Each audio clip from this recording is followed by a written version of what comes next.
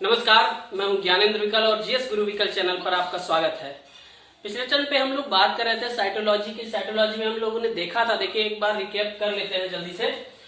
जो होती है आपकी सेल के दो पार्ट हो जाते हैं, जिसमें एक प्रोटेक्टिंग लेयर थी और दूसरा था हमारा न्यूक्लियस, प्रोटोप्लाज्म सॉरी। तो प्रोटेक्टिंग लेयर में सेल वॉल और सेल मेम्ब्रेन आती है, उसकी चर्चा हम लोगों ने की थी। और दूसरा जो है प्रोटोप्लाज्म के बारे में हम लोगों ने देखा था कि प्रोटोप्लाज्म जो होता है कोशिका झिल्ली के अंदर जो भी मटेरियल, जो भी तरल द्रव सारे पार्टिकल होते हैं वो सभी प्रोटोप्लाज्म के अंतर्गत आते हैं, जिसको हक्सले ने जीवन का भौतिक आधार कहा था। सेल वॉल की बात करें तो सेल वॉल केवल पौधों में पाई जाती है। एक सेल्यूलोज की संरचना होती है जो सबसे बाहर होती है, जो पौधे की कोशिकाओं को दृढ़ता प्रदान करता है। और जो सेल मेम्ब्रेन होती है चयनात्मक पारगम्य होती है, जिसे हम लोग क्या कहते हैं, कोशिका का द्वारपाल कहते हैं, क्योंकि ये तय करती है कौन अंदर जाएगा कौन बाहर जाएगा। ठीक है, अब हम लोग देखते हैं प्रोटोप्लाज्म के बारे में। प्रोटोप्लाज्म जो होता है हमारा, प्रोटोप्लाज्म के को हम लोग दो भागों में बांट सकते हैं। प्रोटोप्लाज्म जो था हमारा है ना, इसे हम लोग दो भागों में बांट सकते हैं। इसमें पहला जो भाग है हमारा साइटोप्लाज्म है, साइटोप्लाज्म, और दूसरा भाग था हमारा न्यूक्लियस। तो हम लोग इसमें बात कर रहे थे साइटोप्लाज्म की। साइटोप्लाज्म जो होती है, साइटोप्लाज्म को फिर से दो हिस्सों में बांट दिया जाता है। आप जानते हैं एक था हमारा साइटोसॉल, यानी कि जो तरल हिस्सा होता है उसे साइटोसॉल कहते हैं, और दूसरा जो होता है उसमें सेल ऑर्गेनेल्स थे, जिसमें हमने 2 layered membrane, single layered membrane और नो मेम्ब्रेन वाला हमने ऐसे डिवीजन किया था। जिसमें 2 लेयर्ड में हमने क्लोरोप्लास्ट और माइटोकॉन्ड्रिया, इन दोनों की चर्चा कर ली थी।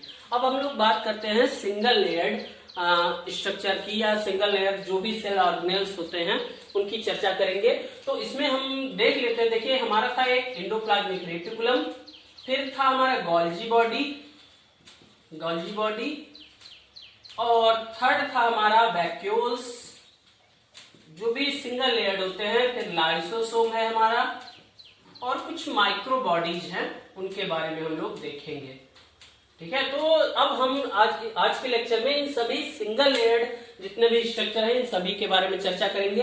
अच्छा, यहाँ पर जो डबल लेयर्ड वाले थे माइटोकॉन्ड्रिया और था क्लोरोप्लास्ट। तो माइटोकॉन्ड्रिया को हम लोग क्या कहे थे, पावर हाउस ऑफ सेल। और जो क्लोरोप्लास्ट था, क्लोरोप्लास्ट इसको क्या कहा जाता है, क्लोरोप्लास्ट। अच्छा, इसमें देख लीजिए, इसमें हम लोगों ने पूरा डिटेल में चर्चा की थी प्लास्टिड की।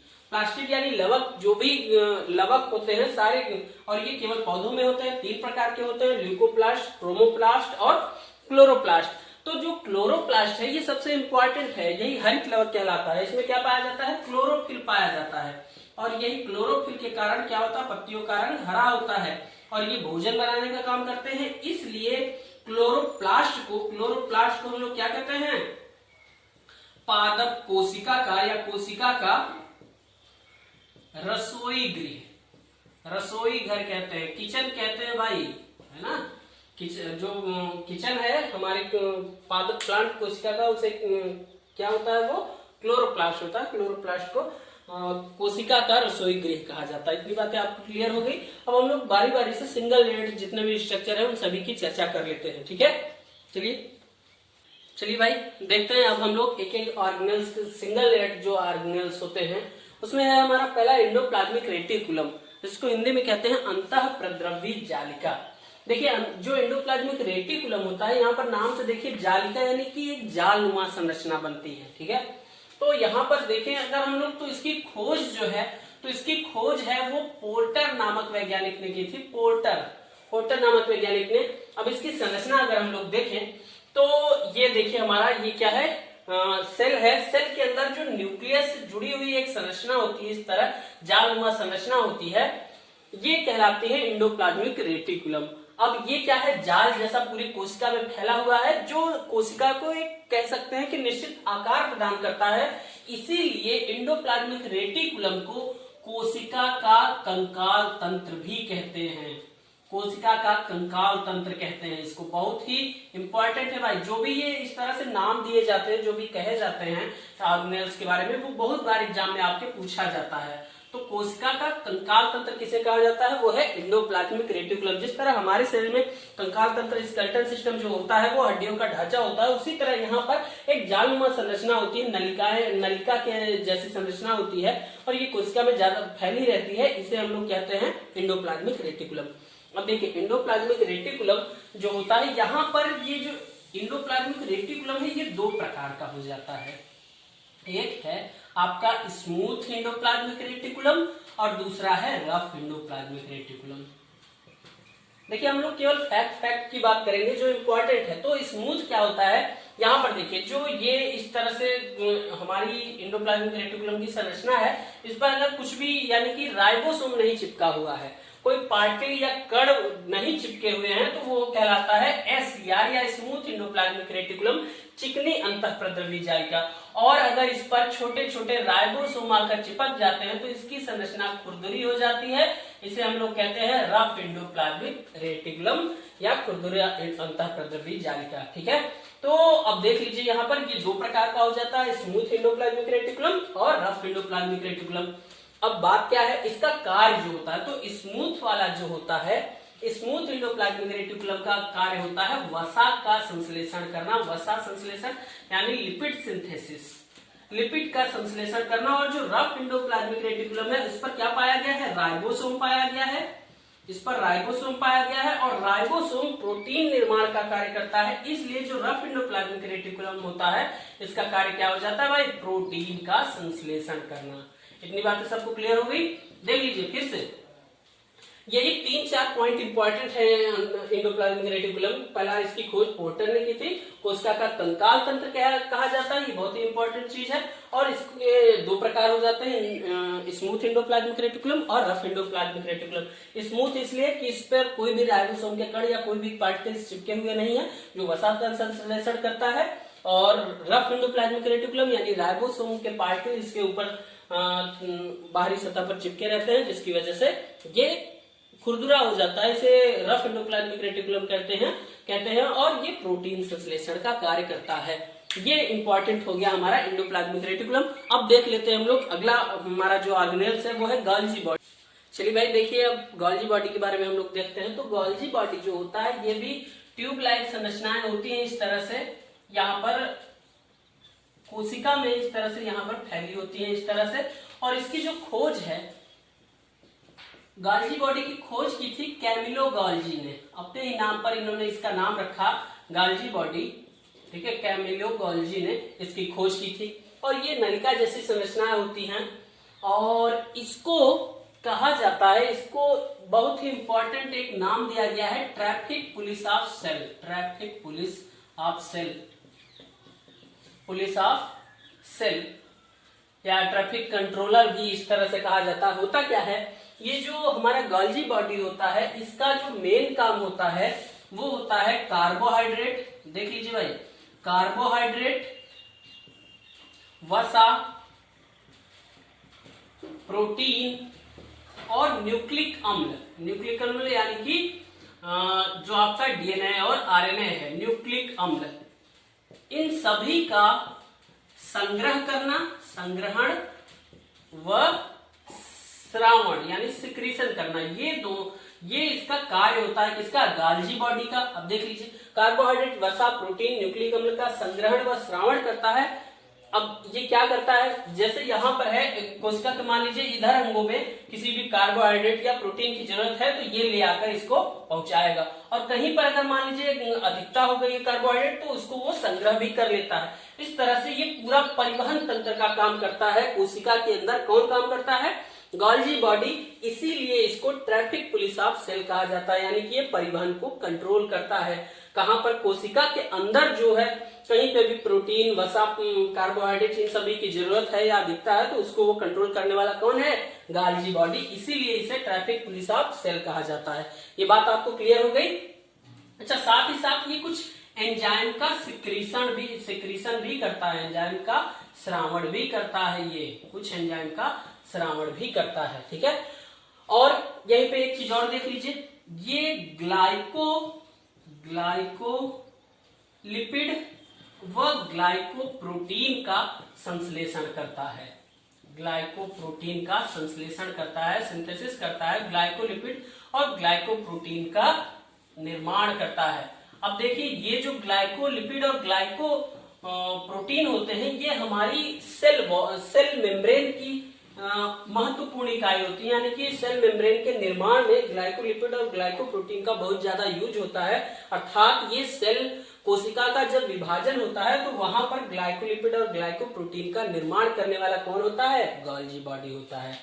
फिर से यहाँ पर एक बात इसको क्लियर कर लीजिए, ग्लाइकोलिपिड, ग्लाइको का मतलब होता है कार्बोहाइड्रेट और लिपिड का मतलब होता है वसा।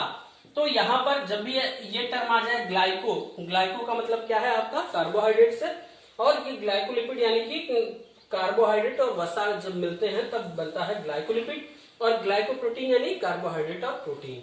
तो इस तरह से हमारा गोल्जी बॉडी आप देख सकते हैं। सबसे इंपॉर्टेंट है ट्रैफिक पुलिस ऑफ सेल, और ये क्या करता है? कार्बोहाइड्रेट, प्रोटीन और वसा का सिक्रीशन भी करता है और संग्रहण यानी कि स्टोरेज भी करता है। ठीक है, तो इसलिए ये बहुत ही इंपॉर्टेंट ऑर्गन हो जाता है। इसको देख लीजिए, अच्छे से समझ लीजिए। अगले अंग की ओर बढ़ते हैं। तो अगला अंग है हमारा वैक्यूल्स। वैक्यूल्स या इसको कहते हैं रसधानी। तो जो रसधानी है ये ज्यादातर पौधों में पाई जाती है, पादप कोशिकाओं में पाई जाती है, और पादप कोशिका में एक ये बड़ा सा रिक्त स्थान होता है। इस तरह से बड़ा सा खाली स्पेस जो होता है उसे हम लोग वैक्यूल्स कहते हैं। ये क्या होता है? कोशिका द्रव्य में, देखिएगा, कोशिका द्रव्य में जल, रस या जो भी अन्य उत्सर्जी पदार्थ है उनको संग्रह करने वाला, उत्सर्जी पदार्थ को संग्रह करने वाला जो होता है, वो संग्रह करने वाला जो होता है वो क्या कहलाता है? रसधानी कहलाता है। संग्रह करने वाला रसधानी कहलाता है। ठीक है, रसधानी है। अब देखिए ये वैक्यूल्स क्या करता है? जो भी जैसे हाइड्रोफिटिक प्लांट है यानी कि जो जल निमग्न पौधे हैं, तो उसमें क्या होता है, वो यहाँ पर ये रसधानी का काम क्या होता है? वहां पर जल की अधिकता है तो एयर की कमी हो जाती है, तो यहाँ वहां पर वो क्या करते हैं, ये वैक्यूल्स में एयर भरी होती है और ये लगभग कोशिका का लगभग 90% स्थान तक कैप्चर कर सकते हैं, यानी कि 90% स्थान वैक्यूल्स के द्वारा घिरा रहता है। और देखिए जो ऐसे जहां पर जीरोफिटिक प्लांट है, जो जहां पर जल की कमी है, तो वहां पर ये वैक्यूल्स क्या करते हैं? जल का संग्रह करते हैं कोशिका के विशिष्ट परिस्थितियों में काम आने के लिए। ठीक है, और ये भी क्या है? एकल परत वाली संरचना है, और इसकी एकल परत को, जो एकल परत है, इसको कहते हैं हम लोग टोनोप्लास्ट। इसका एक विशेष नाम होता है, आपके एग्जाम में पूछा भी गया है, टोनोप्लास्ट। तो जो रसधानी की जो बाहर वाली आवरण, बाहर वाली झिल्ली होती है, उसे हम लोग क्या कहते हैं? टोनोप्लास्ट कहते हैं। ये बहुत इंपॉर्टेंट है भाई। इसकी जो एकल परत होती है उसे हम लोग टोनोप्लास्ट कहते हैं। बस बाकी इसमें कोई बहुत ज्यादा वो है नहीं। और ये क्या करता है? कोशिका को एक तरह से सहारा प्रदान करता है, कोशिका को सहारा प्रदान करता है, यही इसका काम होता है, प्रदान करना, ये इसका कार्य है। ठीक है, चलिए अब हम लोग बढ़ते हैं आगे की ओर। अगला है हमारा ऑर्गन, वो है लाइसोसोम। चलिए भाई देखिए लाइसोसोम के बारे में। तो लाइसोसोम क्या होता है? कोशिका में छोटे छोटे कुछ मतलब छोटे छोटे पैकेट के रूप में थैलियों के जैसी संरचना होती है, जिसको लाइसोसोम कहा था, जिसकी खोज की थी डी डुबे ने इसकी खोज की थी। ठीक है, लाइसोसोम को, और इसको एक विशेष नाम दिया जाता है जिसे कहा जाता है सुसाइडल बैग, यानी आत्महत्या की थैली। आत्महत्या की थैली। अच्छा, इसको आत्महत्या की थैली क्यों कहा जाता है? ये बहुत बार पूछा गया है भाई, सुसाइडल बैग किसे कहते हैं? तो सुसाइडल बैग जो होता है उसे हम लोग क्या कहते हैं? लाइसोसोम। होता क्या है कि इस लाइसोसोम का जो कार्य होता है वो होता है अंतःकोशिकीय पाचन करना। अंतःकोशिकीय पाचन यानी कि कोशिका के भीतर अगर कोई बाहरी पार्टिकल आ गए हैं या कोई पाचन योग्य पदार्थ आ गए हैं तो ये एंजाइम का सिक्रीशन करता है। ये इसका कार्य होता है अंतःकोशिकीय पाचन, यानी एंजाइम का सिक्रीशन करना, एंजाइम का श्रावण करना। तो ये एंजाइम का जब श्रावण करता है तो जो भी बाहरी मटेरियल होते हैं, बाहरी पदार्थ होते हैं, उन सभी का ये पाचन करता है। पर कभी कभी क्या होता है, कोशिका में जब बाहर से फॉरेन पार्टिकल अधिक आ जाते हैं और बाहर के पार्टिकल अधिक आ जाने की वजह से आसपास भी कोशिकाएं होती हैं तो वो भी संक्रमित होती हैं, हो सकती हैं। इसलिए ये जो लाइसोसोम होता है ये फट के अपनी ही कोशिका को नष्ट कर देता है। ये फट के अपनी ही कोशिका को नष्ट कर देता है, जिससे आसपास की कोशिकाओं को सुरक्षा मिल सके, उसको बचाया जा सके, अपनी ही कोशिका को नष्ट कर देता है। इसीलिए इसे आत्महत्या की थैली कहा जाता है। हमें लगता है ये बात आपको क्लियर हो गई होगी। ये जो कोशिका लाइसोसोम होता है इसके अंदर ढेर सारे एंजाइम होते हैं, एंजाइम का सिक्रीशन करता है जो अंतःकोशिकीय पाचन यानी ढेर सारे जो बाहरी मटेरियल होते हैं उनको पचाने का काम करता है। और भी जो भी मेटाबॉलिक चीजें होती हैं यहाँ पर कोशिका के अंदर जो होती है, कोशिकी में जैसे आपका कार्बोहाइड्रेट आ गया, उससे एनर्जी प्राप्त करने के लिए जो एंजाइम होते हैं उन सभी का सिक्रीशन ये करता है। परंतु अगर कभी फॉरेन पार्टिकल जैसे बैक्टीरिया वगैरह आ गए तो इस बैक्टीरिया को नष्ट करने का भी ये काम करता है लाइसोसोम। और अगर बैक्टीरिया की संख्या ज्यादा बढ़ गई या फिर वो बैक्टीरिया ज्यादा हावी होने लगते हैं कोशिका पर, कोशिका में संक्रमण होने लगता है, तो ये क्या करता है अपनी ही कोशिका को नष्ट कर देता है, जिससे बाकी शरीर की कोशिकाओं को नुकसान न हो। इसलिए इसे आत्महत्या की थैली कह दिया जाता है और ये है हमारा लाइसोसोम। ठीक है, अब बढ़ते हैं हमारा अगला जो सिंगल लेयर्ड मेम्ब्रेन है, एक और बचा हुआ है माइक्रोबॉडीज। चलिए भाई अब हम लोग देख लेते हैं जो भी नो मेम्ब्रेन बाउंडेड स्ट्रक्चर है। नो मेम्ब्रेन बाउंडेड स्ट्रक्चर यानी कि जिसके चारों कोई भी संरचना नहीं है, तो उसमें हम लोग देखेंगे एक राइबोसोम है और दूसरा सेंट्रोसोम और एक न्यूक्लियोलस है। न्यूक्लियोलस की चर्चा हम लोग न्यूक्लियस के अंतर्गत देखेंगे, वो सारा एक चीज जगह देखेंगे। लेकिन अब हम लोग देखते हैं राइबोसोम के बारे में। तो राइबोसोम की जो खोज थी वो सबसे पहले पैलाडे या पैलेड जो भी कहें, पैलाडे नामक वैज्ञानिक ने की थी। उन्होंने की थी राइबोसोम की खोज। और इन्हें क्या कहा जाता है, इन्हें क्या कहा जाता है, प्रोटीन निर्माण की फैक्ट्री। प्रोटीन निर्माण की फैक्ट्री कहा जाता है। यानी कि कोशिका में जो भी प्रोटीन का निर्माण होता है उसे कौन बनाता है भाई, तो वो राइबोसोम का कार्य होता है। और यही राइबोसोम देखे हैं आप लोग एंडोप्लाज्मिक रेटिकुलम के ऊपर पाया जाता है, जहां पर ये प्रोटीन के निर्माण का कार्य करता है। तो ये है हमारा राइबोसोम। अब राइबोसोम क्या होता है, राइबोसोम एमआरएनए की सहायता से प्रोटीन का संश्लेषण करता है, वो हम लोग देखेंगे आगे। लेकिन अभी देख लीजिए राइबोसोम। अब ये राइबोसोम क्या होता है, दो प्रकार का होता है। ये राइबोसोम हमारा दो प्रकार का होता है, एक 70S राइबोसोम, एक 80S राइबोसोम। तो जो 70S होता है ये प्रोकैरियोटिक कोशिकाओं में पाया जाता है, प्रोकैरियोटिक कोशिकाओं में पाया जाता है यानी कि जीवाणु वगैरह में। और ये यूकैरियोटिक कोशिकाओं में पाया जाता है, यूकैरियोटिक। तो प्रोकैरियोटिक हमने बताया था जिसमें केंद्रक विकसित नहीं होता, यूकैरियोटिक यानी जिसमें केंद्रक विकसित होता है। प्रोकैरियोटिक की बात करें तो जीवाणुओं में, ठीक है, जीवाणु प्लस साथ ही साथ जो भी यूकैरियोटिक कोशिका के अंतर्गत जो भी माइटोकॉन्ड्रिया और क्लोरोप्लास्ट होते हैं यानी कि लवक जो होते हैं, माइटोकॉन्ड्रिया और जो क्लोरोप्लास्ट होता है, हरित लवक होता है, इनके अंदर भी 70S प्रकार का राइबोसोम पाया जाता है। ये इंपॉर्टेंट चीज है भाई। माइटोकॉन्ड्रिया और हरित यूकैरियोटिक कोशिका के अंतर्गत जो भी पाया जाता है माइटोकॉन्ड्रिया और हरित लवक, उसमें 70S प्रकार का राइबोसोम पाया जाता है। अब 70S की बात कर ले। चलिए इसके बारे में वैसे इतना इंपॉर्टेंट है आपकी, इसके बहुत ही ज्यादा डीप में हम लोग नहीं जाते हैं, ठीक है। तो ये क्या करता है, राइबोसोम इस तरह से काम करता है। और राइबोसोम का निर्माण कहाँ होता है, तो केंद्रक के अंदर जो केंद्रिका होती है, तो केंद्रिका में राइबोसोम का निर्माण होता है। ये बहुत ही सूक्ष्म कण होते हैं। सबसे छोटे आर्गन की बात करें अगर सेल आर्गन की, तो ये है राइबोसोम है जो हमारा सबसे छोटा ऑर्गेनेल्स है। केंद्रिका में राइबोसोम का निर्माण होता है, ठीक है। अब एक चीज और हम बताना चाहते हैं कि जब ये केंद्रक के अंदर बनता है, यहाँ पर केंद्रक के अंदर केंद्रिका के अंदर राइबोसोम बनता है, तो ये कोशिका द्रव में चला आता है। कोशिका द्रव में ले जाने का काम कौन करता है भाई, वो है एंडोप्लाज्मिक रेटिकुलम। यही एंडोप्लाज्मिक रेटिकुलम जो होता है, इसको नोट कर लीजिएगा वहां पर, ये क्या होता है, केंद्रक से कोशिका द्रव में आने जाने का रास्ता प्रदान करता है, ठीक है। जो रास्ता होता है केंद्रक के अंदर और कोशिका द्रव, केंद्रक से कोशिका द्रव के मध्य पदार्थों का स्थानांतरण या ऐसे कहें कि आनुवंशिक पदार्थों का स्थानांतरण के स्थानांतरण के लिए रास्ता प्रदान करने वाला कौन होता है? तो वो होता है एंडोप्लाज्मिक रेटिकुलम। ठीक है, और इस तरह से हम ये हमारा राइबोसोम हो गया। अब हम लोग देख लेते हैं अगला हमारा जो है वो है सेंट्रोसोम। चलिए भाई, अब हम लोग देख लेते हैं तारक काय के बारे में। तारक काय जो होता है सेंट्रोसोम, सेंट्रोसोम की खोज जो है वो बोवेरी नामक वैज्ञानिक ने की थी। बोवेरी नामक वैज्ञानिक ने की थी, और इसकी खासियत यह है केवल जंतु कोशिकाओं में पाए जाते हैं। ये केवल जंतु कोशिकाओं में पाए जाते हैं, केवल जंतु कोशिका में पाए जाते हैं। और ये क्या करता है? कोशिका विभाजन के समय ये बहुत ही इंपॉर्टेंट रोल अदा करता है, जिसमें गुणसूत्रों का अलगाव जो होता है उसमें हेल्प करता है।